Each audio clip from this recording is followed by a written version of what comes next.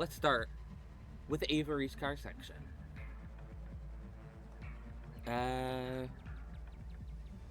Not ready to make a move, and maybe it's worth going to church.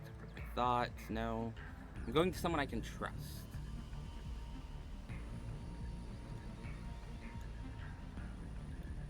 Yeah, I can trust Avery. Also, I might kind of do, like, skim through the farm section dialogue just to see if there's any new dialogue, like, in either of these car routes. Also, apparently you can... Oh, shit, did I do Mystical for any of these? Ah, damn it, I didn't have a... I hope I'm still going to be able to... I just remembered you have the option to have a brief conversation with Irma outside of the farmhouse. I hope you don't have to have Mystical to be less affected by the stone so you can have the conversation with her. I hope you can have that no matter what, because I'm not going to set up an entire new save on stream. That takes a while. Yeah, I can trust Avery. They're attractive. Save.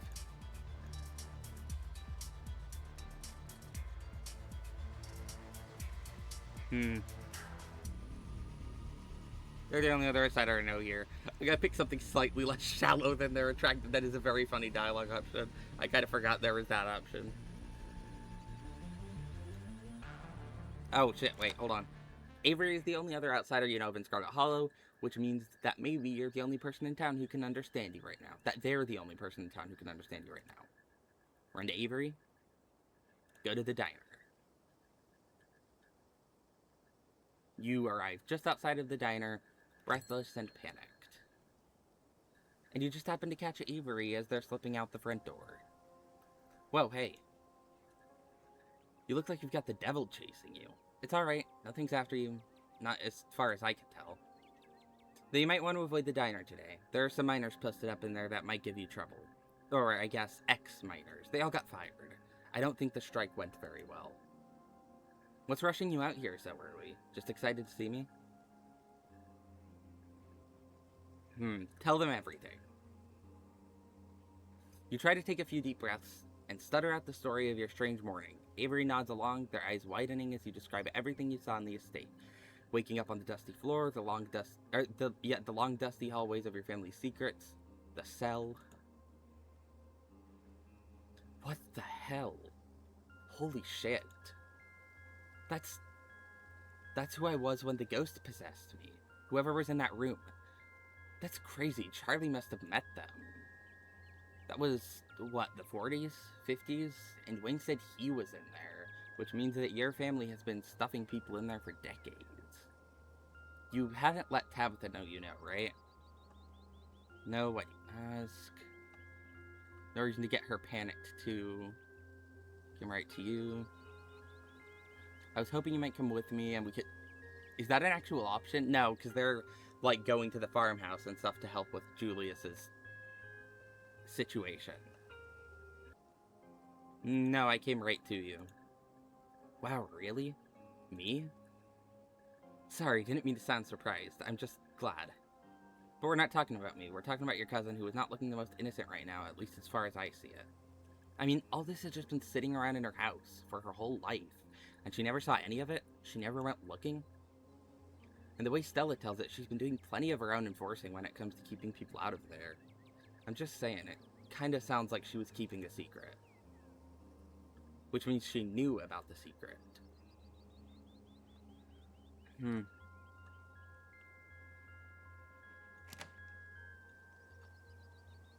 You mean you think she might be part of this? At the very least, she knows more than she told you. That's suspicious enough. That's suspicious enough that you might want to be careful. But I'm not here to push you into anything. Whatever you want to do, I'll do it with you. Though you did catch me at a little bit of a bad time. I got a call from Julius about some plant emergency he needs my help with, and I promised I'd go up right away, since he's not really the kind of guy who asks for help. Means it must be pretty serious. I'm sure he wouldn't say no to an extra pair of hands for whatever he's got going on. When he's letting me borrow your car so I can get you wherever you want to go afterwards. I can even help you skip town, if that's what you want to do. I've got some friends in Charlotte who would put you up. They surprise you by leaning in, wrapping you up in a strong embrace, holding you tight against them. They still smell like Winnie's biscuits, the warmth clinging to their clothes. It doesn't last long, though. Before you know it, they're pulling away, patting you reassuringly on the shoulder. You've got options, Lilac. God, I love their romance route. They're so sweet. I do wonder, like, I'm looking forward to next chapter. Presumably that's going to be a chapter that's very Avery heavy. Because I know they have the party going on at their house. And I assume that's going to be the chapter you can lock in their romance. I wonder when we're going to be able to lock in Dr. Kelly's romance, actually. I just realized she also doesn't have a romance lock-in. Maybe next chapter, too. I doubt we'll have any of the romances not locked in until chapter 7. So presumably it's going to be sometime before next chapter. Or sometime before chapter 7. Sometime next chapter. A plant emergency, huh? Is this about Big Betty? Could be. He didn't really give me too many details. If he did steal that pumpkin, it would explain how stressed he sounded on the phone. And why he didn't... You and Avery get into their aunt's battered van, its tailpipe sputtering exhaust as it propels you towards Julius Tremaine's farm.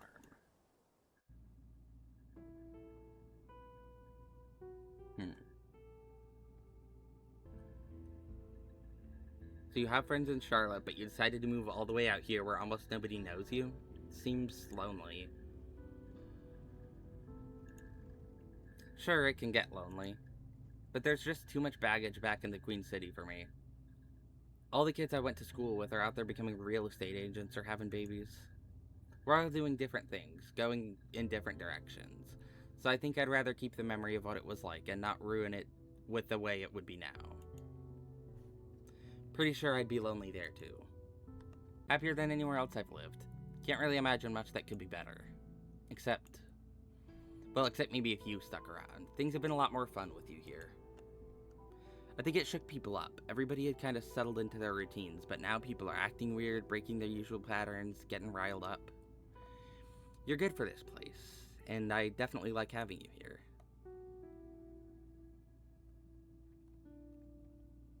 I don't really want to suggest that they take me out of town. Why did moving to Scarlet Hollow ever seem like a good idea to you? That feels a little bit judgy. Not sure I want to use that tone of a line.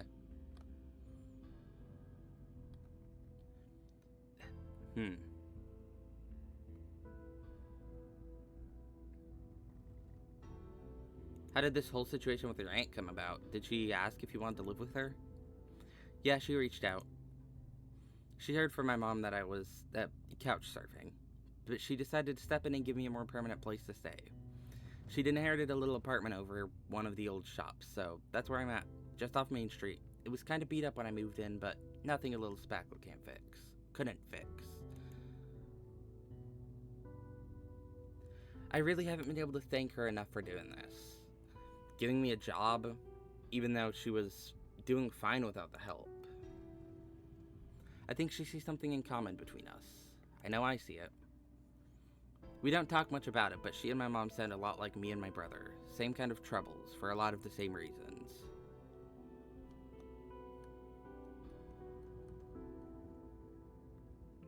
You have a brother?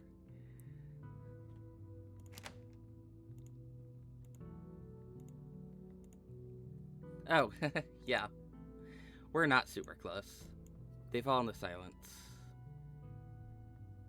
It seems like Winnie really cares about you. Yeah, I'm lucky. She's a good lady to know, especially since people around here respect her. They listen when she tells them to quit doing something.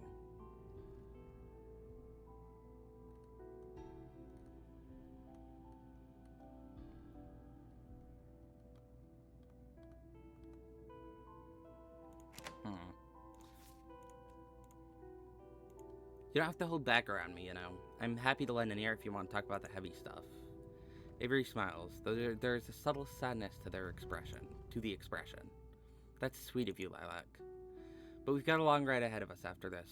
No reason to rush things, right? We can save the bummers for the highway.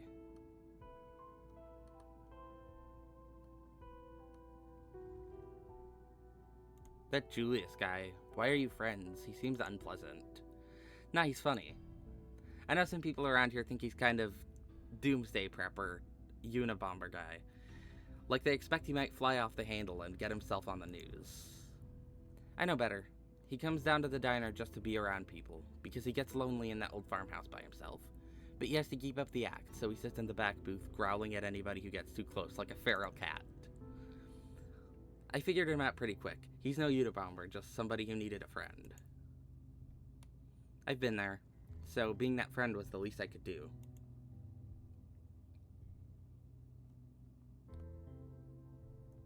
What does Winnie think of Julius? Oh, she hates that guy. If she had her way, I think she'd kick him out and permanently block off his booth in case the residual negativity wound up attracting somebody just as ornery. But she's got too much hospitality to ever go through with it. And between you and me, she thinks he's funny, same as I do.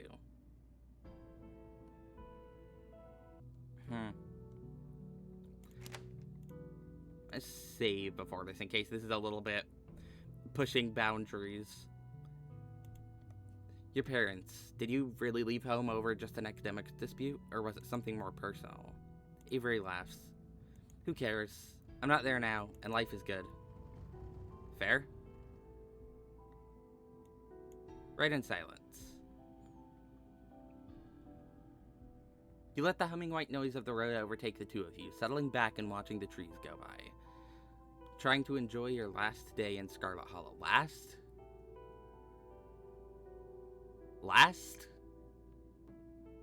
Are we leaving Scarlet Hollow after this? Is that what the implication of this route is? I guess they did say something about, like, the high...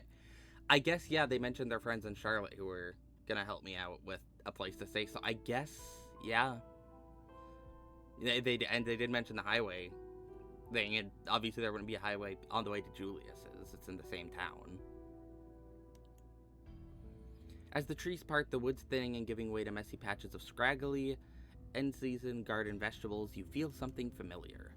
It's weaker than the others you felt, as if it's only just begun to stir. But there is a stone here. You found another. Please let me have the conversation with Irma without having mystical. Please, I did not prepare one where I had mystical. Oh, no, never mind, I did. I have the ones with the... at the farm. At the farm. The ones the church saves, I'm using mystical and talk to animals there. Talk to animals because... Pastor Daniel's gonna be there, presumably, and I wanted to be able to talk to him about that kind of thing. Yeah. And mystical because, I don't know, I thought it might help. I don't know.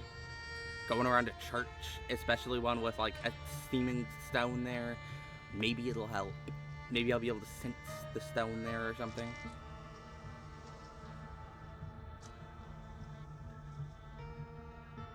As you and Avery step out of Winnie's van, you find your thoughts drifting. You wonder what this carving might look like. You think of the others and the visions they showed you. You wonder what this one might have to share. His place is the one up the hill. We should go in through the garage. That's the safest way.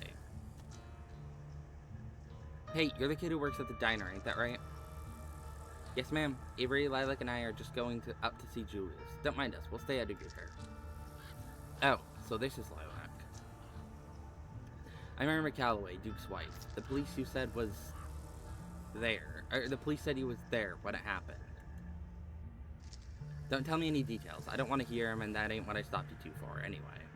Either one of you seen Bo this morning? Bo? No, I don't think so. He hasn't come by the diner or anything. I don't see him in there much, though, so that doesn't mean he's not around. Yeah, he prefers his mama's cooking. Irma glances furtively around.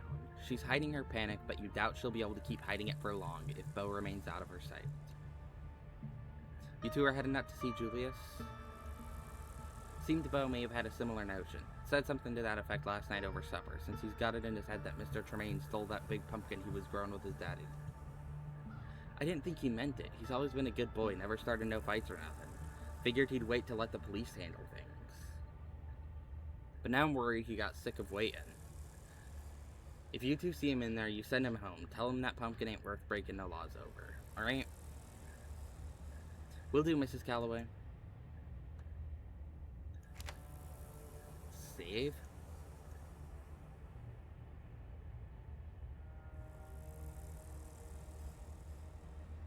There's another stone in there. I can feel it. Here. I can feel it. Bad things keep happening around those. Really? There are more of them? I wonder if that means we're in for a repeat of that whole ghost thing. Ghost? What are you two talking about? There was this stone in the library that had a ghost haunting it. Lilac is saying there's another one here. I'm not one for that kind of superstition, but what you're saying is that there's something dangerous around here, is that right? More dangerous than the usual Tremaine nonsense? What is this Julius guy like? Should I be worried? Yes, he should. You step wrong on his property and you might lose a foot, or worse. Oh yeah, I know all about that. You just have to avoid the porch, the back door, and also be careful around the patch of grass next to the garage. And then there's the stuff inside, but that's easy to spot once you know what you're looking for. We should be good. I feel like he cultivates this whole reputation as a surly old dude who hates everybody, but at this point I think it's all for show. He's always struck me as just kinda lonely. Plus he leaves a tip every time, so he can't be that bad, you know? If that's your opinion, then whatever face he puts on down at the diner every day is not the Julius Tremaine I've had as a neighbor ever since marrying into the Calloway clan. He's a bitter old man who drives off anybody and everybody, always starting problems just for the sake of having something to fuss about. That's what he's gone and done now. If Beau is right and he's the reason that Big Pumpkin went missing, what a thing to have done after what's happened to our family. That's a man whose only love in life is hurting other people. Avery doesn't continue, but you can tell they're just barely holding back a further defense of the curmudgeon, biting it back for politeness' sake.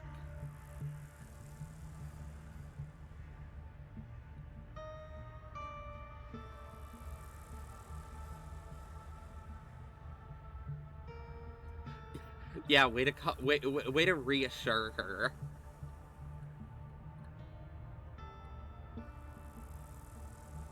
I hope you've been holding up alright this week, ma'am. Sorry for your loss. Ain't been easy. I know there's a lot we'll have to figure out about how we'll get by without him, but there's too much nonsense going on to think much about it. If you need any help this week, I bet I could get Winnie to give you two some free meals at the diner. I suppose that'd be awful nice of her. Can't say I have much to say about it just now, considering what's going on with Beau at the moment. Free biscuits don't mean much while my boy is still missing, if you can pardon my bluntness. There are ditchlings here. I see you've shot at least a couple. Ditchlings? There's a name for them things? I've kinda gotten used to them at this point. Is that bad? Wish I had that kind of luxury. Been wasting a whole lot of bullets on the things, trying to keep them away from our chickens, and we're still down to our last few hens. Beau's been awful upset over that too. He raised him with his daddy. He cries whenever one gets snatched.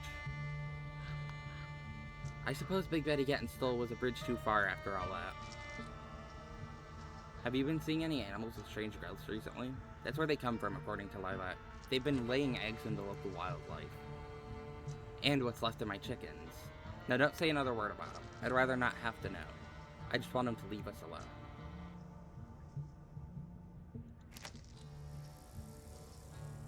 Have you been seeing anything weird and unexplainable around here lately? Anything supernatural? Well, there's them, what do you call them, ditchlings? As you can see, we got plenty of those to worry about. Have a whole heap of dead ones in the back by now, stinking up the yard. They're supposedly omens of bad things to come. Don't need to be an omen, they already brought enough trouble on their own. Can't say I've had much time for noticing anything else that might be strange around here. My mind's been occupied.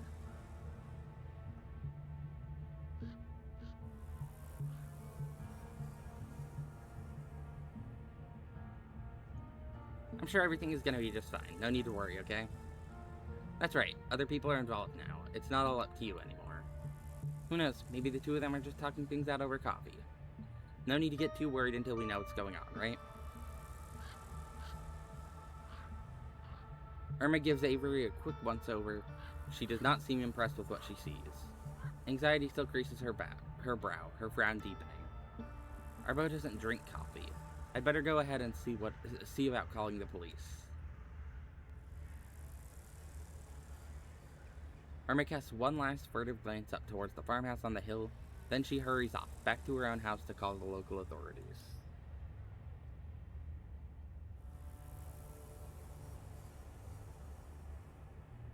I guess we better get to it before somebody shows up and stops us. Not that they're going to be in much of a hurry, knowing the Scarlet Hollow police force. I'm going to load the save with Dr. Kelly.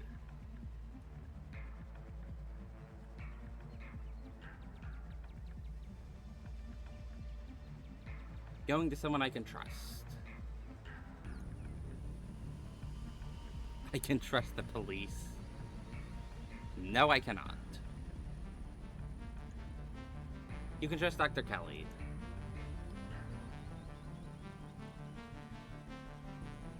She's pretty.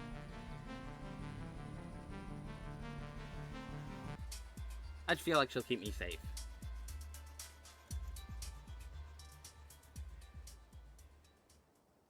Run to Dr. Kelly, go to the clinic. You arrive at the old clinic, breathless and panicked. You pound on the door for a few seconds. Lilac, what's going on? Is he here? She glances past you, out over the other houses, scanning the tree line. When she sees nothing, her eyes return to you, confusion and annoyance twisting their way onto her face. What's got you all worked up? Wait, don't tell me out here. Get inside. The doctor ushers you in. All signs of what happened yesterday seem to have vanished. There are no streaks of paint on the walls, and the sunlight casts no harsh shadows, softening the memories of what happened here. Lilac, be honest. Has he done something? This isn't about Reese. You know as much as I do about this situation. Dr. Kelly heaves a visible sigh of relief, some of her tension seeming to fade. Okay, good. That's good. Tell me what's going on, then. Don't hold back. Tell her everything. You explain what you've just uncovered in the estate. Waking up in the Forbidden Wing, your family's secrets, the cell. When you finished, Dr. Kelly is silent for a few long seconds, taking in everything you said. Come here. She wraps you in her arms, pressing you to her chest. There is surprising strength to her embrace. Her hair holds the floral cleanliness of a generic shampoo, evidence of her humanity lurking under the flat sterility that seems to pervade the clinic. Then she's pulling away, holding you firmly by the shoulders, looking you in the eye. It'll be okay. You did the right thing coming to me. Who else can we trust? Are we alone in this? I'm not sure. I don't like the thought of involving anyone else, not when things seem to be getting dangerous. You said that Wayne guy told you about a witch, right? I'm not his biggest fan. I don't know what he was doing in the clinic yesterday, and I don't want to know. That being said, if this witch is who I think it is, I have business with her anyway. Sybil has a lot to answer for her. We should go into town and see what she knows, because I'm willing to bet she's been hiding just as much as your family did. Hell, she might even be involved if your creepy friend can be believed. Wayne is not my friend. Though that's a big if. God, you're too young to be dealing with all of this.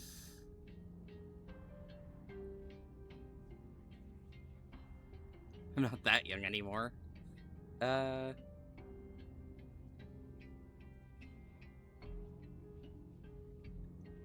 Thank you. I really need someone who knows what they're doing.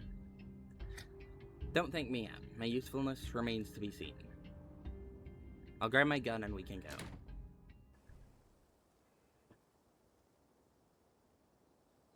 You make your way back towards Scarlet Hollow's Main Street, your destination suddenly feeling strangely unclear to you. But it seems like Dr. Kelly knows where she's going. You follow along as best as you can. What the hell? Her eyes go wide in shock, her eyes locked on the bricked up facade of one of the many closed businesses on Main Street. I was here just yesterday. How is it closed? There's even moss on the bricks. What's going on? This is so confusing. This was open earlier this week. Or am I thinking of a different store? No, you're right. She's doing something. I don't know how, but I know it's her. Things are changing, and she's trying to make us forget how it was before, trying to cover up what she's doing. You feel the holes, don't you? I can't remember what the store was for. That can't be possible. She's trying to rewrite our own memories. Well, I'm not going to let that happen. Sybil, you get out here now. You're going to reverse this, or... She's not here. It's Miles, one of Scarlet Hollow's resident teenage miscreants. Miles, what's going on? Where's your... I don't know where Sybil is. She left this morning, with somebody else. Who? Who was she with? I don't know. But I feel so guilty, Dr. Kelly. I feel like something really bad is about to happen and it's all my fault. Please, you gotta do something. It's okay. We'll figure this out. Do you have a hammer or a crowbar or anything? We can get started on these bricks. No, she's not in there. He tries to collect himself, wiping away a tear, swallowing his confusion. Look, just go talk to Julius, okay? He's always asking me weird questions. He probably has a whole book on whatever it is that's going on around here. I told him about some things I've seen, but I don't remember what those things are anymore. All I remember is talking to him. Julius, you're sure? This isn't just a distraction to get us to leave Sybil alone? No, this is serious. I mean it. Go talk to him and see what I told him. I just get confused every time I try to do it myself. And I wind up turning around, and I don't know why, but I feel like I did after the collapse, where I just left. And I know it's not my fault, but it still is because I was the oldest, but I didn't help, and people got hurt. Hey, it's okay. We'll go.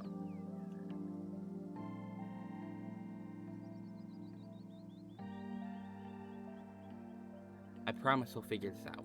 We won't let her win. Miles goes quiet, his eyes distant. Let who win? Concern cracks Dr. Kelly's face. Don't worry about it, Miles. We'll catch up with you later. Try to relax, okay? This isn't your problem anymore. She starts up the road, motioning for you to follow. I hope you feel better soon. Whatever, I'm fine. He turns away, once again retreating into his usual broodiness. Follow Dr. Kelly. Let's see what her car scene is. Oh, shit. You follow along beside the doctor, matching her long strides as she walks with determination. Julius had better have something good. I feel awful leaving him like that. And I'm pretty sick and tired of all this magic bullshit. We didn't cover memory spells in med school. How the hell am I expected to deal with this? The two of you return to the clinic and get into Dr. Kelly's station wagon. She hits the gas hard, propelling you both towards Julius Tremaine's homestead. Dr. Kelly's car feels meticulously cared for. The leather is oiled and shiny, the floor clear of any debris, not even the occasional escaped receipt to be found. And it smells like clean laundry. She seems to be a cautious driver, taking turns slowly, her eyes fixed intently on the road. Alright. Save for the start of the scene.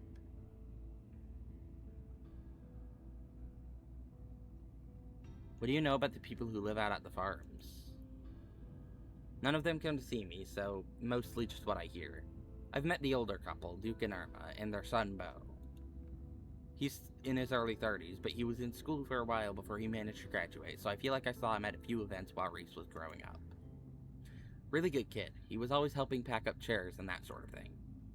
The other one, the Tremaine guy, I don't hear much about him, and what I do hear sounds an awful lot like baseless rumors.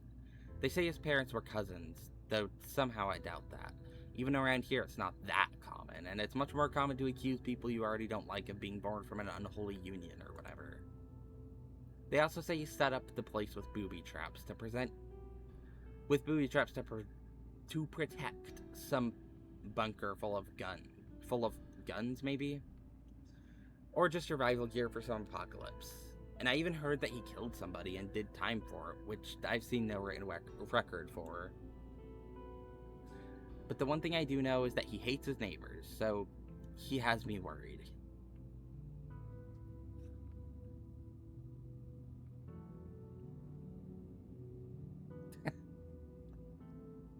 Sure, let's see. So, I'll be staying at the clinic tonight, right? With you?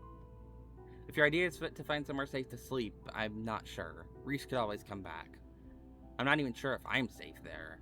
And if Tabitha catches wind of it, who knows what she might think. Maybe we'd better find you a bed somewhere else tonight. Of course, the Ford options. I had a feeling this would unlock some.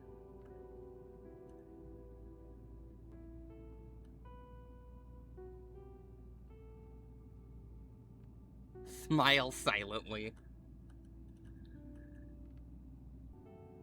We're both adults. Who cares what we do? Don't say stuff like that. It sounds like some kind of excuse.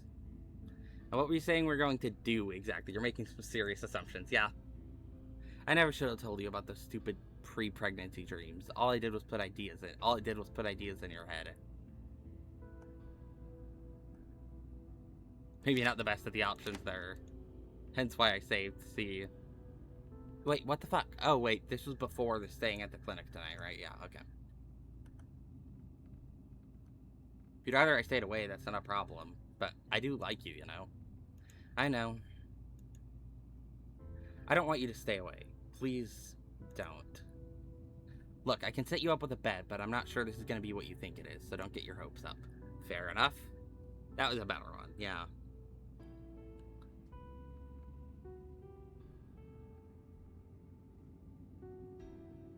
Slightly less presumptive. Kind of sounds like he might not appreciate us showing up. Too bad we're showing up anyway. But like when a certain kind of person sees fear in your eyes, it makes them feel powerful, and it makes them act. Like when a cat plays with its food. So when we show up, remember that. Don't look like you're expecting the worst, and it won't come to pass. Or maybe we're both wrong, and he'll just be some old guy, happy to have some visitors.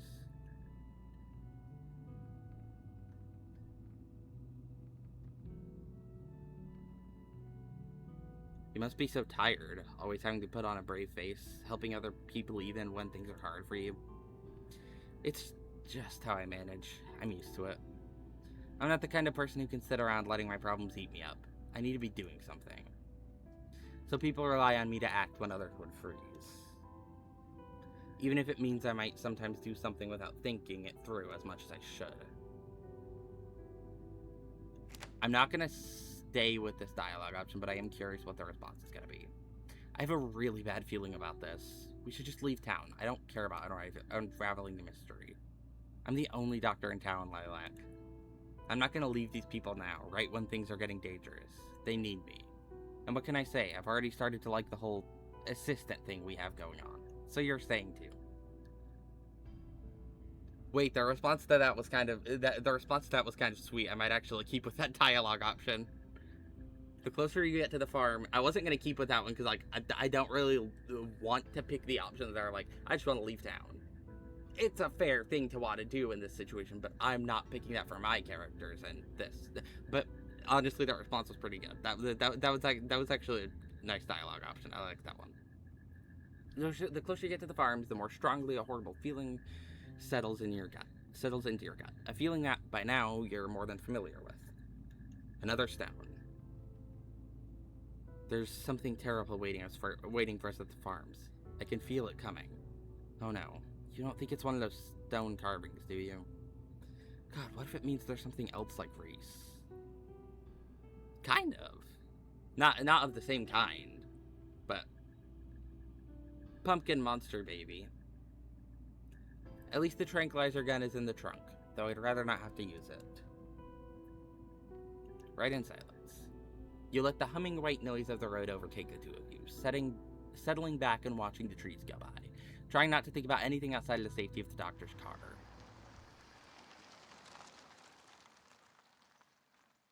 As the twin farmhouses come into view, you feel something. Your head swims, your ears ring. There is another stone nearby, and its hold on you is quickly growing strong, trying to detach you from the solidity of the station wagon's leather seat. Something is crying out. Yep. Okay, so this is not letting me skip, so presumably not quite the same dialogue as I got last time. Something is crying out, and its calls will only stop once you found it, and given it what it needs. What in the whole squad's here, huh? You step out into the fresh air, and the feeling gets worse. Every muscle in your body tenses, terrified, for some reason, of taking another step forward. Afraid you won't be able to stop. But you want to move forward, don't you? An invisible, eager thread tugs at your chest. You dig in your heels. Irma, what's going on? What are the cops doing here? Where are the cops? I called them on account of Bo went missing, and Duke says last he heard Bo wanted to give Julius a piece of his mind. Once they got here, they went in with Duke. They being the sheriff and that. Once they got in here, they went in with Duke. They being the sheriff and that white deputy, the one with the sunglasses. Then something happened, and there was a gunshot, and then this awful sound, something screaming. Weren't like no creature I ever heard. That's when the other deputy, the black one, he ran in and the door shut behind him. Nobody's come out since. So everyone's inside. It's starting to worry me. I'm running out of folks to call for help. Who are you, by the way? I'll go through the dialogue options here. They should be different enough with having a whole different character here. Who are you, by the way? Sorry, Irma. I apologize on Lilac's behalf. They don't teach manners in Kobold. This is Irma Calloway, Bo's... I can introduce myself, Doctor. You can call me Mrs. Calloway. I believe you're already acquainted with my husband, Duke. Bo is our only child, so you can imagine why he decided it would be best to go in after him. Though I had my qualms about it. I had my qualms about Bo going in too, but I suppose my boys are both too headstrong for that. And now both of them are in here, and I'm starting to get worried that maybe they won't be coming back out the way they went in, on their own 2 feet. I'll do everything I can to make sure your boys are safe, Mrs. Calloway.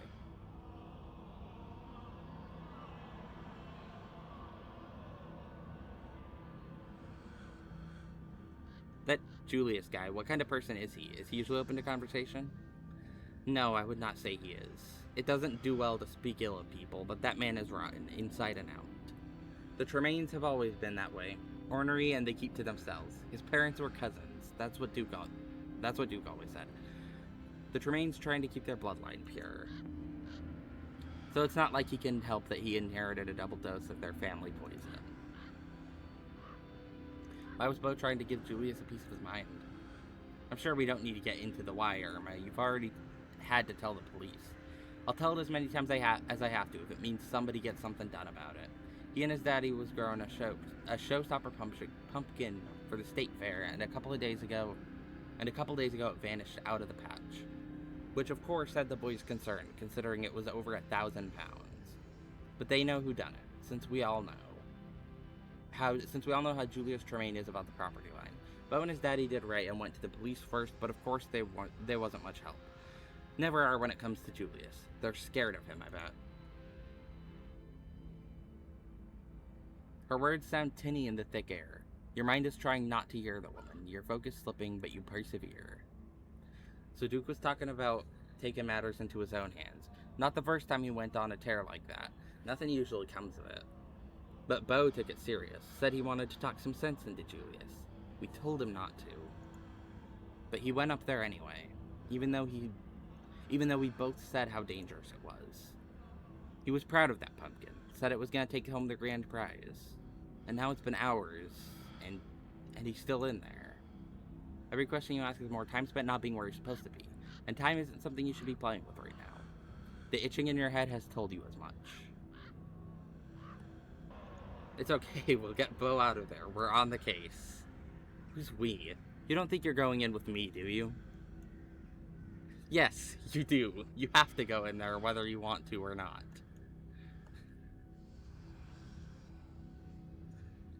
I don't care who goes in there, as long as somebody finally comes out. I just want to know what's happening. The waiting is killing me worse than no one would.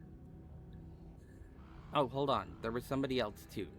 You know that black kid that moved here a few years ago, in from Charlotte? They're still talking. How much longer are you gonna have to stand here? It's starting to become unbearable. Avery? The one who works at the diner, right?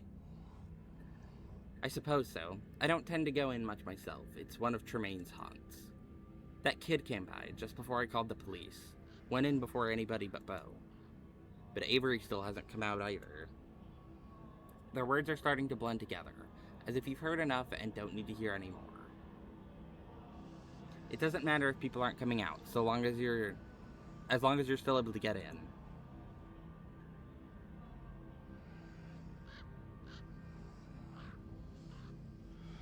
Avery.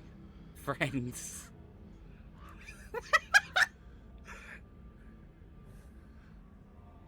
You lose track of your words before you can finish the sentence. With Bo or Tremaine? I've never heard Bo talk about anybody named Avery, and I don't think he goes to the diner either, so I don't think his daddy let him. Well, there's no reason to think it's a bad sign, right? Avery has always struck me as someone who keeps a cool head. Maybe they've managed to keep the peace. We go now. Doomed, we're all doomed. I love that incoherent dialogue choices you get while affected by the stone. Please, doctor, you have to hold me back. Lock me up or something, or I won't be able to stop myself. I'm coming with you, doc. Start walking up the hill. I love the stone dialogue option so much. I'm coming with you, doc. Come with. It came out a little differently than you'd planned. It's hard to focus right now, and words feel unimportant. You just have to get to the farmhouse. I'm not sure if you should. You don't look well. Why don't you come back to the house with me while the doctor takes care of... I'm not listening, apparently. But it's too late for that now. Your feet are already moving. You don't need to understand the situation any more than you already do, and you certainly don't have to wait until the doctor tells you it's safe. You know you're going to be a part of it. Oh, this is new art. This is one of the dialogue, or the dialogue. The ones they posted for a teaser. I remember this one. So you might as well go where you need to go. Oh, come on. Get back here. Are y'all gonna be alright? Of course, Irma. I'll get your boys out of there, I promise. Damn, who am I supposed to call if the doc's stuck in there, too? The closer you get, the faster you move, until you're practically running. You can hear the doctor behind you, jogging to catch up, yelling some words of warning. But the neglected... I don't know why I went to say negotiated. But the neglected farmhouse looms above you. Your destination. So close now. Right, okay. So. Now for the biggest shit. The church stuff. Going to the church on the Friday morning panic. This, judging by the amount of times that they have talked about this and stuff, this seems to be the largest batch of new content. I'm going to start with the one where I have a good relationship with Stella. I'm going to start with that. Then I can get my heart broken by the upsetting scene that seems to come with having a bad relationship with Stella on this route.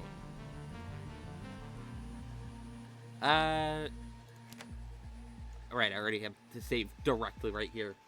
Maybe it's worth going to the church. I'm not ready to make a... Fuck. I'm not ready to make a move. Motherfucker, what? Oh, that changed the dialogue, I guess. Weird. I guess I couldn't... I'm not reading that dialogue bit out, I guess. Panicking in the woods outside of the estate. I can just reload my save, actually. Not super important reading it, but I might as well. I'm not ready to make a move. Maybe it's worth going to the church to collect my thoughts. It's the last place anyone would look for me.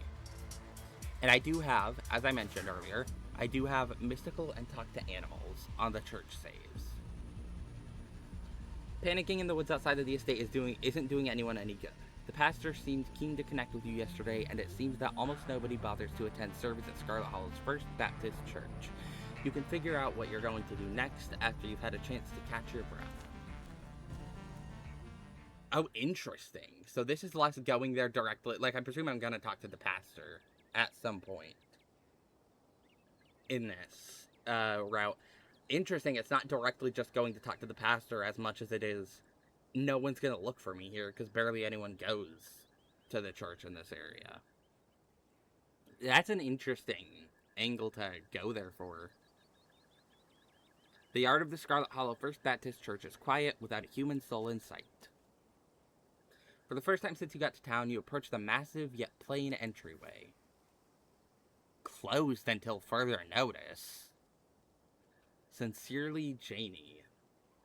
Only to find a note taped to the building's front doors. It reads, closed until further notice, Sincerely, Janie. What the hell? Oh, right, I guess... I guess because Janie and Tulip ended up at Tetanus Lake. I'm sure that's gonna go completely fine, and there's gonna be nothing bad that happens with that in Chapter 6 when it releases. I'm sure there's gonna be nothing bad that happens there. There are little hearts over the eyes. You're already here, might as well look for the pastor. You make your way around the church, keeping your eyes peeled for any signs of life. Oh, there he is. When you round the corner, you find Pastor Daniel seated on a bench beside the gates of an old farmyard, or of an old graveyard. Mist coils up from the grass at his feet, rolling gently between the mossy stones. He turns as you approach. Oh.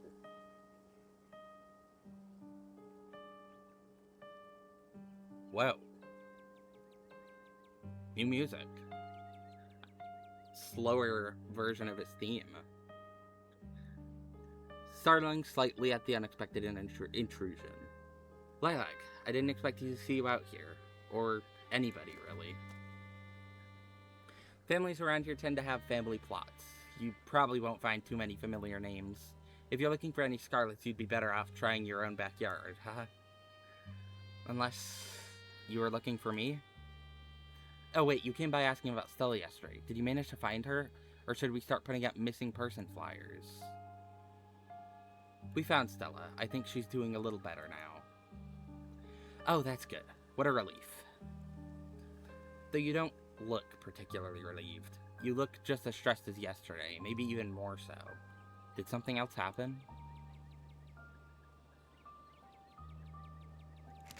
Save?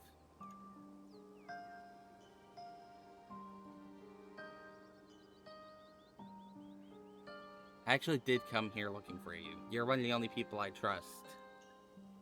Tell him everything. You take a deep breath and start at the beginning, filling in the pastor on everything that's happened since you first arrived in town, culminating in this morning's explorations. Well, that is quite a story, Lilac. I'm surprised you're still here. I think if I'd gone through even half of that, I would have booked it out of town as soon as humanly possible. I suppose it says something about your resolve, then, that you didn't. It sounds like your great-great-grandfather was even more of an influence on the Holler than the history books would have us all believe. To think that even now, generations after his death, the specter of Enoch Scarlet still looms over our little town. And I don't just mean that metaphorically. If what you found in the estate is any indication, it could be very well that the whole of Scarlet Hollow is under the influence of witchcraft. Not many people would be able to see the things you saw and still hold faith in someone like your cousin. That takes a certain strength of character on your part, or maybe a little foolishness, but I admire you for it anyway.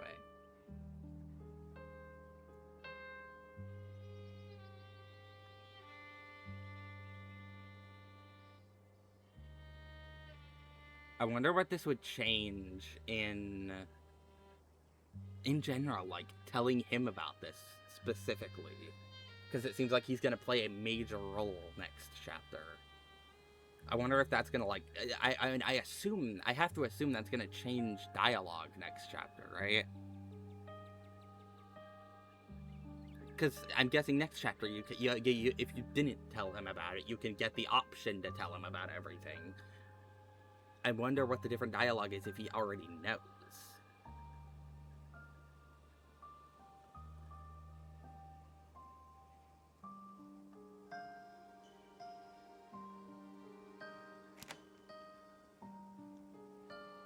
We're the only family either of us has left. That has to count for something. That's a good attitude to have. Even if someone else in your shoes might have reasonable doubts about Tabitha, I feel like it's important to keep an open mind about people. More important than almost anything else. There's a man who lives on a farm on the outskirts of town named Julius Tremaine. Have you heard of him?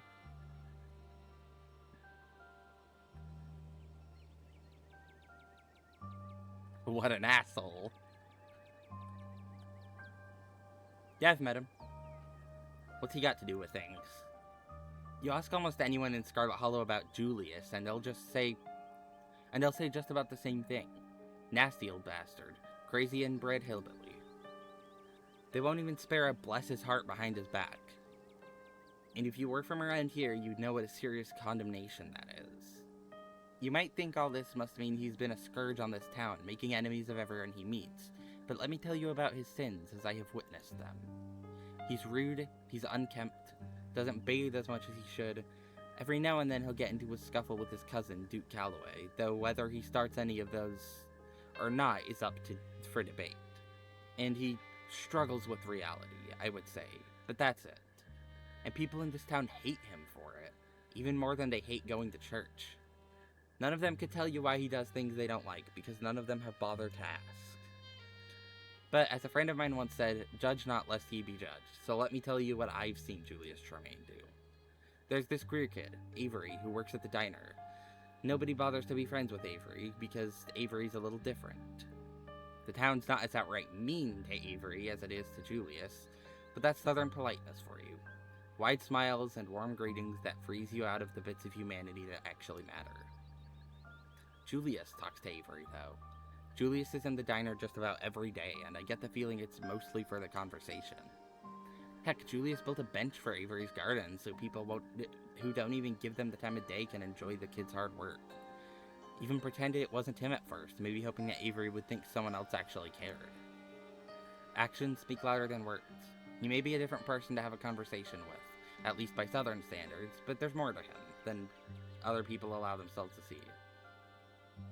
There is a generosity there when the right person brings it out of him. Not sure you're allowed to say queer like that.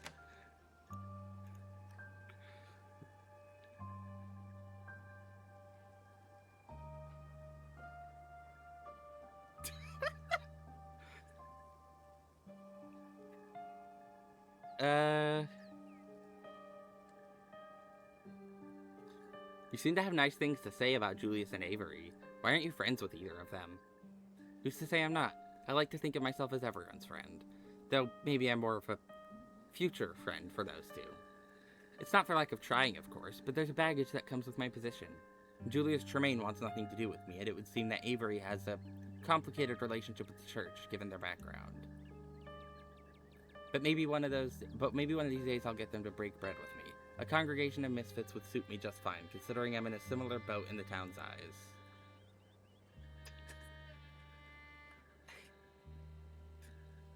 I am curious about this dialogue option. I'm not going to save this, because I am very curious what the answer to this is, what the response to this is. I'm not sure you're allowed to say queer like that. That's not what my friends on the internet say. They tell me it's been reclaimed. Sure, yeah.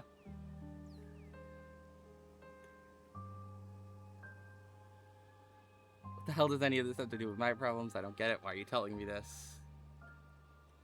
It's pretty obvious why he's telling me this. Again, it connects to Tabitha. Basically telling me, like, not to judge her for what her actions may seem like on the outside, which, yeah, true. Her actions... Why did that... Since when does pressing middle mouse button hide the art? It's H as one of the buttons, but middle mouse button, I guess, does that too. That's a... That's a dangerous opinion to take.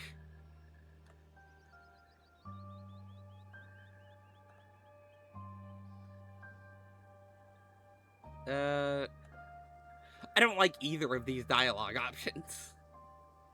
I don't like either of them. Do I not get to say something nice? Damn. Maybe this will unlock some new dialogue options or something. I don't like either of these. As actual stuff I want to say. I don't get it. Why are you telling me all this? You can think of it as a parable, Lilac. Because Tabitha and Julius aren't too dissimilar if viewed from a certain perspective. Other people have gotten to decide who they both are. Their identities have been constructed for them, based on factors beyond their control. Much like Julius never got a chance to be anything other than a reviled outcast, your cousin never got the chance to be anything other than playing Scarlet's daughter. Exactly.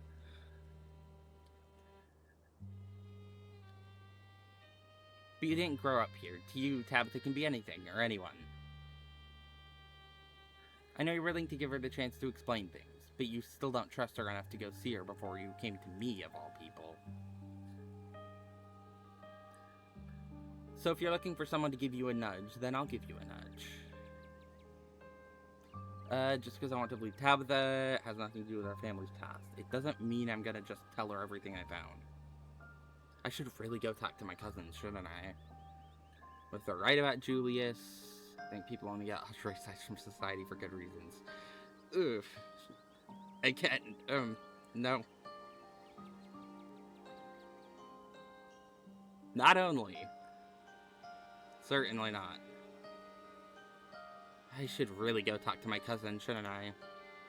It's your choice, Lilac. I know it probably seems like you might be a lamb wandering into the lion's den, or even a pit of serpents. But life is short, and Gog's kingdom is eternal, and Tabitha has yet to prove herself to be a lion, let alone a snake. Tell me, Lilac, are you of a religious persuasion?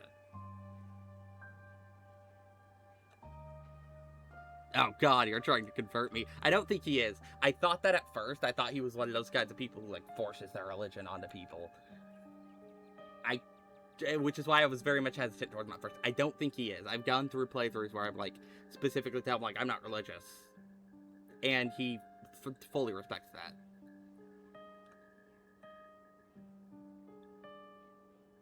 No. Don't worry, I'm not trying to convert you or anything. I just think that a person's relationship with religion has a massive influence on how he moves through life. Or she. What is religion if not a person's relationship with eternity? For me, I know that at the end of my finite time on this earth, I'll come face to face with my maker, and I'll be judged for whether or not I've held faith adequately in my heart. And if I pass that judgment, an eternity of salvation awaits. That knowledge changes my entire frame of reference in life. Compared to the infinite goodness of eternal salvation, any amount of suffering on this earth feels like nothing. Only as bad as a bit of grit you rub from your eye. I just realized I haven't been looking at chat like all stream. Damn. I've Twitch.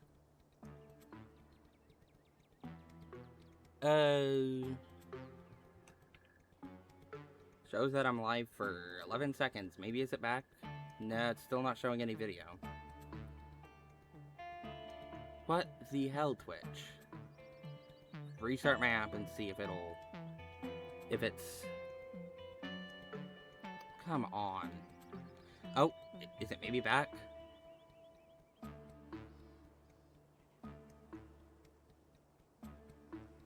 Oh, we might be back. We might actually be back now. Good. I don't know where the alpacas came from. They just showed up. I guess. Hold on. I'll roll back to save so I can actually read out the dialogue that might have... Let me see. Load back to my most recent save. Oh, you hear game audio? Okay, good. Good. Alright, good. We're back. That's the second time this has happened this stream. I don't know what's going on. There's no issues with my Wi-Fi or anything. My Wi-Fi's been being fine today. I guess Twitch is just being... annoying today. Compared to the infinite goodness of eternal salvation, any amount of suffering on this earth feels like nothing, only as bad as a bit of grit you rub from your eye. It makes it easier to think of all of life's challenges as little trials, you know? You've been through plenty of trials this week, more than most people encounter in a lifetime, but even those are nothing compared to... Where did they come from? I thought they were in, like, enclosures or something. I remember the alpacas being mentioned by him in, like, chapter 4. I don't remember exactly what he said about them. But... Oh, I knew it was a good idea to pick. Talk to animals. Whoa, whoa, whoa, whoa, whoa. Did I just hear what I think I heard, boys? Oh, no. I think you did, Spot. Little Danny's yapping out behind the church again, once again doling out heretical counsel to a wayward soul. He just can't help himself. As if the road to salvation lies in faith alone. Ha! The spotted alpaca spits at Professor Daniel. This piece of work is letting his wife go into that church all alone to deal with a rat infestation he's too chicken shit to handle himself. Yeah, and he thinks he's going to heaven. Heaven. Brownie, would you believe it? But Danny, it's never too late to suck it up and be a real man. Would Jesus have let his broad kick the moneylenders out of his temple for him? Jesus, these alpacas are rude as hell. What? Jesus Christ. What are the... I don't think Jesus had a broad, Danny. Yeah, but if he did have a broad, he wouldn't have let her do the work for him. Get what I'm saying?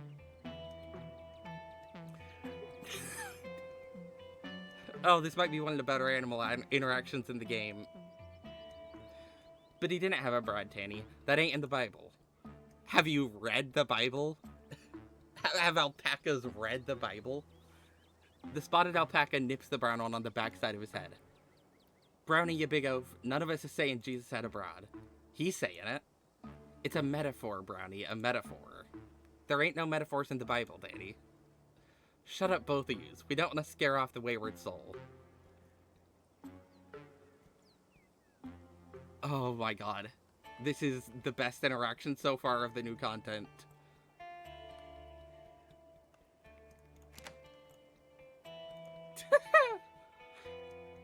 Did someone read the Bible to you? Can you guys read books? Oh, I bet it was him, actually, yeah. I didn't come here to talk about the church's rat problem. I came here to talk about whatever the hell I found in the church, found in the estate. Why are you Catholic? I will get food. All right, see ya. Thanks for coming by. Why are you Catholic? You guys are being so mean to the pastor. I don't think Jesus would like that. What's that about faith and good works? Pastor Daniel, I think you should help your wife. What? You got somewhere else to be? Good luck with your rat problem.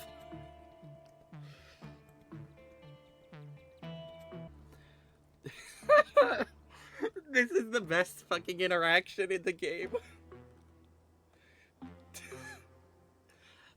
Oh my god.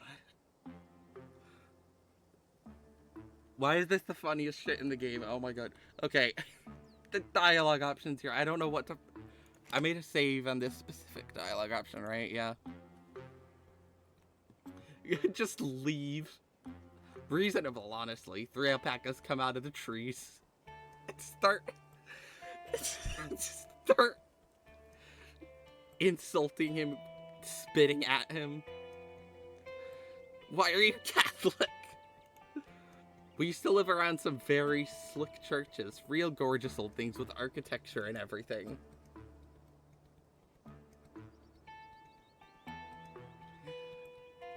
Nothing like this dump. Janie had the alpacas brought down from a farm somewhere up north. New Jersey, maybe upstate New York. God's country. The Lord has seen fit to put us through the trial of no longer hearing his word, but our hearts will remain loyal to him even so far from his light. I read you the Bible whenever you ask. You don't do the voices good. Oh, I love this. Oh, this is so fucking funny. Did someone read the Bible? He just said he read the Bible to them. Did someone read the Bible to you? Can you guys read books? Well, first of all, we can hear real good. It's an alpaca thing, so we've heard plenty of sermons, especially back up north with the good churches. And second of all, we was born with the gospel in our hearts anyways. And third of all, we can hear everything. I already said that, Brownie. Our church is a lovely place, and I think my sermons are thoughtful and poignant. And if any of you actually bothered to listen to with those big ears of yours, maybe you would be able to understand that. Oh yeah, your rat-infested church with a leak in the roof? Our barn is nicer than that little mountain shack you call a church. And we provided that barn for you, so a little gratitude would be appreciated. Wasn't it Janie who patched up that barn last winter? And I held the ladder for her, so it's still we.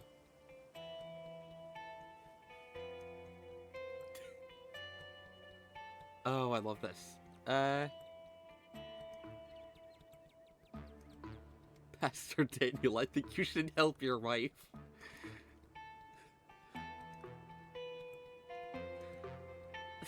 I don't think Jesus would like that. You guys are being so mean to the pastor. I don't think Jesus would like that. Finally, someone who can come to my defense. I've always told them they aren't acting very Christian. Like you know what that means. We've all heard what you think Christians is like, and I can't say I care to hear it again. Your wife, now there's a Christian. She's always going out there to help people who ask for it. And helping your sorry ask too. Just out of the goodness of her heart. Now them's some good works. I really hope Tulip hasn't been able to hear this during her formative years. It can't be a good influence. Nah, she can't hear us. Just you, Danny boy. Wait. No, because I remember him saying he thinks she can hear animals. I think she heard me once because I asked for a bite of her apple and she gave me some. She just takes after her mother, that's all. She inherited the kindly and generous genes, not the loudmouth know-it-all genes. Maybe she just doesn't like your attitudes. You know, she's been talking to the rats. Maybe they just got so big that they can talk to people now. It doesn't matter now anyway. No matter how big they are, the rats will be gone soon. What's that about faith and good works? It's not important. It's a schism, Danny. A schism. He thinks that's all you need to do to get into heaven is believe in Jesus, like all Baptists. And we think that's not good enough. You gotta show him you got what it takes to follow his teachings, or you gotta pay his holiness to make up for it. Good works are a fruit of faith. If you're genuine in your belief, your actions will prove it. Says the guy who's letting his wife do his dirty work. Says the guy who spent years failing to grow a congregation. Says the guy that none of us like. Says the trio of jerks who won't stop bullying me. This is the best new content. This whole conversation. Pastor Daniel, I think you should help your wife. I'm not gonna weigh in on anyone's marriage. See, it depends. Does he actually, like, have her do all the work? Because if so, like, you should certainly, like, split it. But also, I don't know how reliable of narrators these alpacas are. Let me see, I saved here. I could go back if I don't like the result of this. Pastor Daniel, I think you should help your wife. It's 4 against 1, Danny. Okay, you've all made your points. I shouldn't let Janie do all the dirty work for me. Or at least she shouldn't have to do it alone. I think it's time for us to part ways now. What's the other dialogue option, just to see? I think you guys are being too hard on Pastor Daniel. No, Lilac, they have a point. I should help Janie. It's time for us to part ways now, yeah.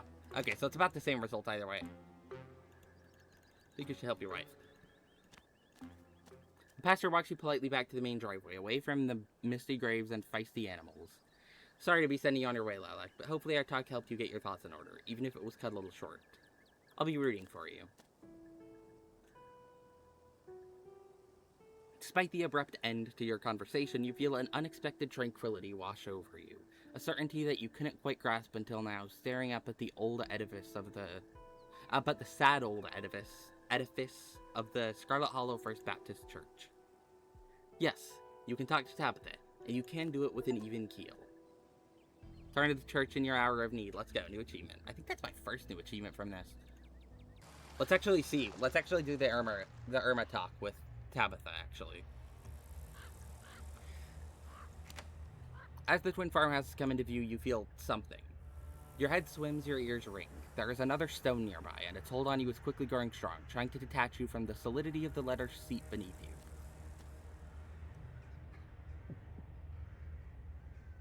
I'm getting a headache. The feeling is strange when you try to examine it more closely. Contradictory. The cries of a presence that wants to be alone and safe, yet at the same time needs you.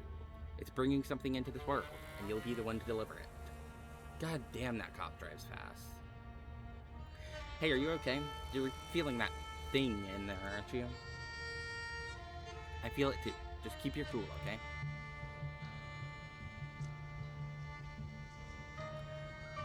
Yeah, see, I could pick the more wordy, mystical option.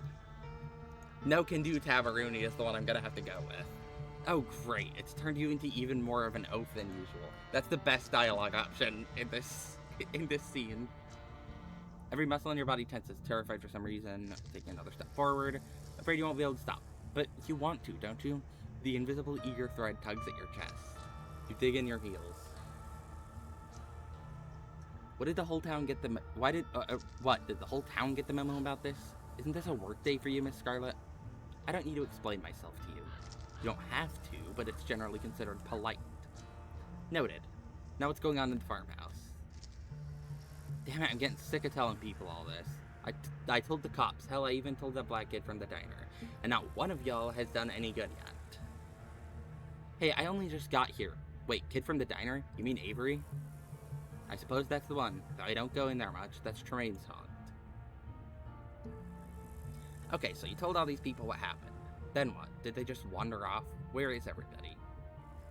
Miss Scarlet, I can't say I appreciate your tone, but I suppose you and the doctor here are the last authorities I have left to turn to, so... Like I was just saying, I called the cops since Beau went missing this morning after spouting all this big talk about how he wanted to go up there and give Julius a piece of his mind. First, the sheriff went in alongside that white deputy, the one in the sunglasses, but then something happened and there was a gunshot and this awful sound, something screaming, weren't like no creature I ever heard. That's when the other deputy, the black one, he ran in and the door shut behind him. Nobody's come out since. And nobody has taken anything. I had to say seriously. I told them all to look out, that Julius has the place rigged up like he's expecting to fend off an attack. Wait, you mean all those rumors are true? Indeed they are. You better be careful where you step when you go up there. He's got bear traps and tripwires and God knows what else. Hopefully everybody else has already set off his hillbilly contraptions for us. Thanks for the heads up, though. Lilac, let's go. Hold on, Miss Scarlet. What makes you think being in charge of a coal mine suddenly gives you authority to enter what might be an active crime scene? I'm the emergency medical professional here. I'll let you know when you're allowed to enter. Joanne, with all due respect, after what I did for you last night, I think I'm owed the benefit of the doubt in this department. Do any of you feel something screaming? Screaming? You can hear somebody screaming? Lilac, dial it back. We don't need anybody more panicked. We don't need to get anybody more panicked. My cousin has a strange way of speaking, all metaphorical or whatever. Damn, if it really was somebody screaming, at least I'd know there was more people alive in there. There was people alive in there. Hold on, before we do anything, we should talk about this. Let's have the handy list. She'll get you there. Start up the hill. I feel like something is pulling me towards the farmhouse, and I can't ignore it forever. Can you at least try? As a doctor, I seriously advise against wandering into an active crime scene, where guns are involved. I'm not afraid of some old farmer. Now, if you'll excuse us... Llama's gone, yeah. Oh, that was the best scene this episode, this new bit of content. Very funny. She starts moving and the tension in your muscles finally breaks. You start up the hill, your attention entirely focused on putting one foot in front of the other, bringing you closer to the thing that needs you, the thing that's screaming. Hold on, I should at least go in first. Looks like you'll have to fight Lilac for that, Doctor. You can hear the Doctor jogging along somewhere behind you, but she isn't catching up. You must be moving faster than you thought. Who am I supposed to call when y'all get stuck too? That's the last you hear from the woman before you're finally out of earshot. You pause in the shadow of the neglected farmhouse, staring up at the creaking porch. Don't do anything stupid once we're in there, okay? Just let me handle it. Let's see, any new dialogue in here? You can't answer your cousin right now. You step up onto the porch, reaching for the handle to the screen door. The door opens, the rusted hinges screeching, and you step across the threshold. Tabitha follows close on her heels, heavy boots thumping along on ancient wood. And the door swings shut behind you. Now on to... You know what? Here, actually. I can do the Tabitha one first. I'm waiting until last to do that Stella one. That one seems like it's gonna physically hurt. That one seems like a not at all happy scene. Let's see what happens when I have powerful ability, and especially since this one's gonna be a short one. I'd rather end on a longer one than a shorter one. So I might as well do this one first. Let's see if I have powerful ability and stop Tabitha from sacrificing her years to rid the ghost. I'm not leaving before I put this thing to rest. You take a step towards the spotlight. As you move forward, you feel Tabitha's hand on your shoulder. Lilac, what are you doing? It's okay, Tabitha. This is what family's for, right? No, I'm not letting something like this happen to you. Powerful build. You don't have to let her do this. You can still beat her to the punch as long as you act now. That is, if you even want to stop her. Sacrifice years of your life before your cousin sacrifices hers. You don't have time to talk this through anymore. You shove your cousin out of the way and hurl yourself towards the light. Lilac, what the hell are you? The achievement. Let's see what Tabitha says about this. I skipped the cutscene. I've watched it plenty of times. For the first time in what feels like hours, the earth around you feels solid, real, but also soft. You feel it pressing in on all sides, cold and growing tighter by the second as the soil settles. Claw your way out.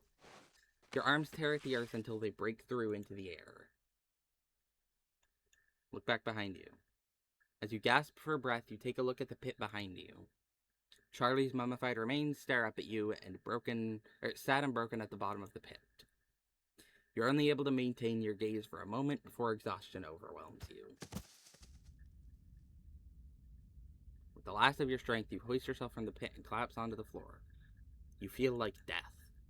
No, Lilac, you weren't supposed to do that. I was trying to... What's wrong with you? It's done, Tabitha. If you have any regrets, keep them to yourself.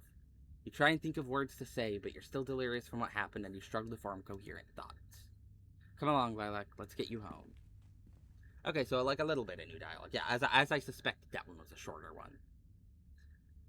You quietly walk towards the stairs. Tabitha rushes to your side and gives you a shoulder to lean on as you walk. You're outside. It's real this time. The cool breeze chills you deeper than it should, and you realize just how drained you feel. Yeah, I think this is the same as usual, yeah. Yeah. I couldn't let Tabitha sacrifice herself. Sacrifice herself? Lilac, I can't believe it. Thank you so much, and I'm so sorry. I don't know how I can possibly make this up to you. So that really happened then. That ghost really took away years of your life. I'm afraid so. Everything in this world has a price, and those years were unfortunately what it took to put that spirit to rest. You don't even live here. You're barely even a Scarlet. It's just so unfair. Kanika takes a deep breath and sighs. You know, Lilac, the salt and pepper look on you is good. Is good on you. Maybe this isn't all bad. Kanika. Sorry, just trying to be positive. Stella's way better at that. Yeah, okay, so mostly the same dialogue, but there's a little bit of new dialogue. That is such an interesting choice, though. I'm super glad that they added that. That's a really interesting direction to go with that. This is the one. Alright, church again. And I am not looking forward to this.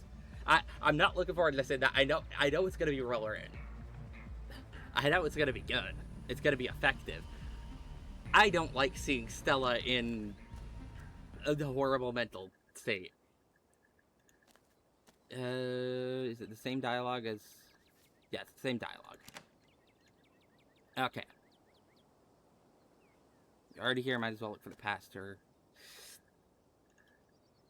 Okay, the pastor is here. Oh, there's Stella. Oh, no. When you round the corner, you find Pastor Daniel seated on a bench beside the gates of an old graveyard. Mist coils up from the grass at his feet, rolling gently between the mossy stones. And there's someone else too, slumped by a pair of graves. Stella, kneeling quietly, her demeanor uncharacteristically muted. That's gonna be her parents' graves, then. Yeah. Hey there, Lilac. Looks like I found our missing Stella. Or I guess I should say that she found me. She doesn't seem to be feeling very chatty today, though. But I figured just having someone nearby was better than being alone, even if she wasn't up for much conversation. So we've been here all morning, just sitting. Try and sit by Stella.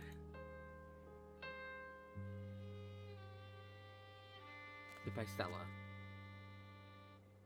Yep, exactly. I knew it would be. You make your way down the central aisle and plop down in the grass by Stella, joining her in front of the twin graves. The names carved into the tombstones share her last name, Richmond. Oh, hi Layla. Finally someone who could talk sense into this girl. We've hardly eaten in days, and I'm too delicate of a lady for all this sleeping rough business. I'd at least like a tent. You came to talk to the pastor, right? I thought you knew I'd be here. You don't have to worry about me. You can go talk to him. Yeah, okay. Oh, fuck.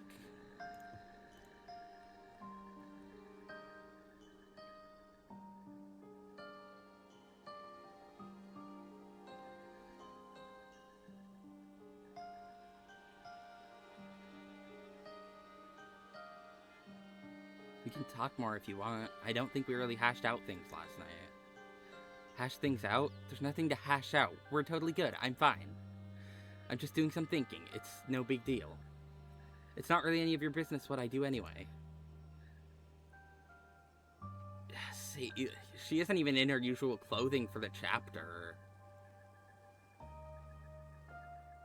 Come on, Gretch. It's getting a little crowded out here, don't you think?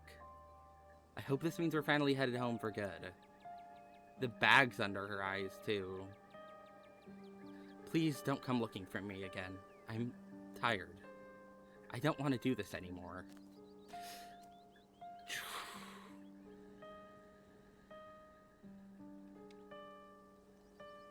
Before you get the chance to respond, Stella starts walking away, and Gretchen follows loyally along behind her.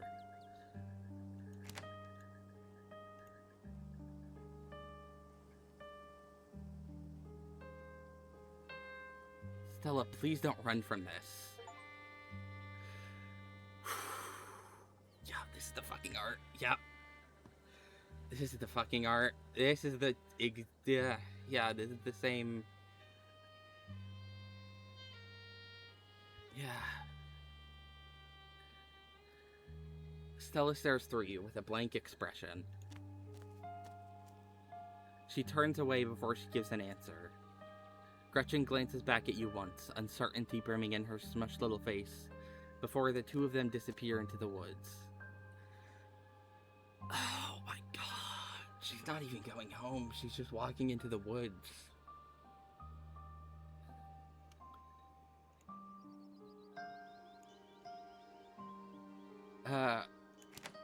It doesn't seem to me like she found what she came here for. Hopefully you'll have more luck. What brought you to the church today, Lilac? A matter of faith? Or maybe it's something to do with the gift? Shouldn't one of us go after her? It's okay, Lilac. She'll know where to find us if she needs us. You know what they say about leading horses to water. You can't make them open up about their problems. I'm worried this is gonna take a really fucking dark turn in later chapters if this kind of route keeps going like this. I mean, I don't want to be... I don't want to do this anymore. I don't want to be a part of this anymore. That... Like, as of right now, it's just... It's seeming like primarily talking about she doesn't want to be a part of what's going on right now. I'm worried that's going to turn into something worse as later chapters go on.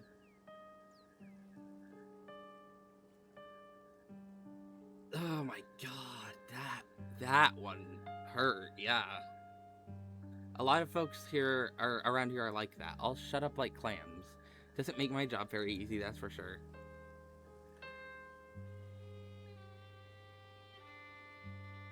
Is there any other dialogue options I could have chosen to get her to open up? I doubt it. Like, if she didn't open up the night before, I doubt she's going to now. I don't think she needs to hear this right now. I really don't think she needs to hear what I found in the estate right now.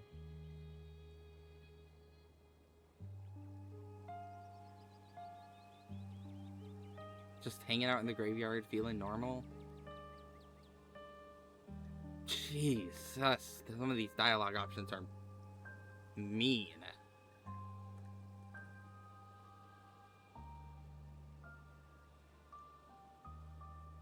Please, I know I'm practically a stranger, but you could tell me what's on your mind. I want to know. That's very sweet of you, Lilac. But I don't need to talk or anything. I'm just visiting my parents. It's no big deal. Come on, Gretch. It's getting a little crowded out here, don't you think? I hope this means we're finally headed home for good. Please don't come looking for me again. I'm tired. I don't want to do this anymore.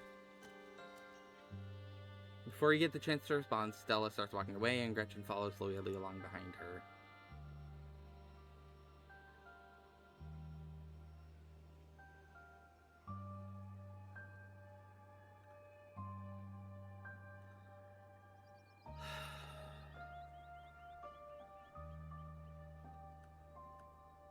Stella, this is serious.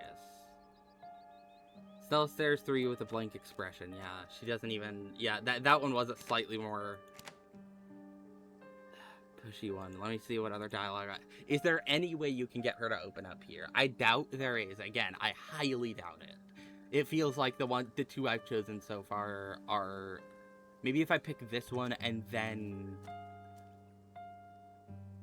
Stella, please don't run from this. No, it's the same.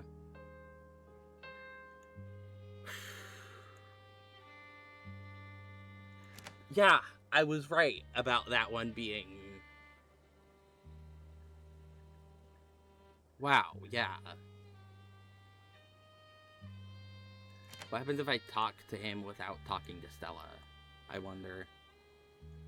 Oh, wait, never mind. No. Hold on.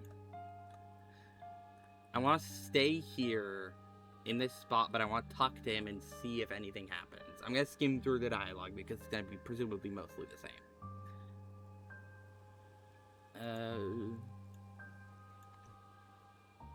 You start talking, stumbling over your words as you try to explain everything, recounting your strange morning and what you uncovered in the Scarlet Estate.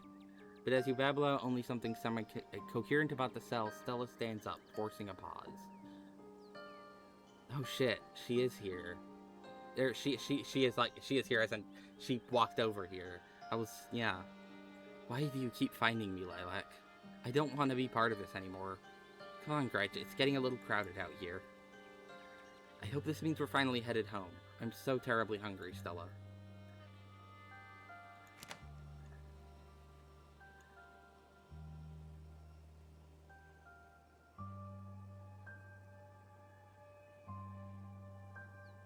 Jesus. Some of these dialogue options are horrible. Yeah. She does deserve to know, but also I don't think she needs to know all this right now. She's dealing with enough shit.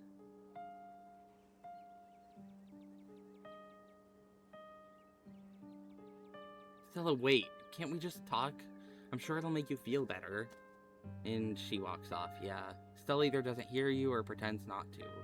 Almost before you're done with your sentence, she's leaving, slipping through the rows of gravestones and disappearing into the woods. Shouldn't one of us go after her?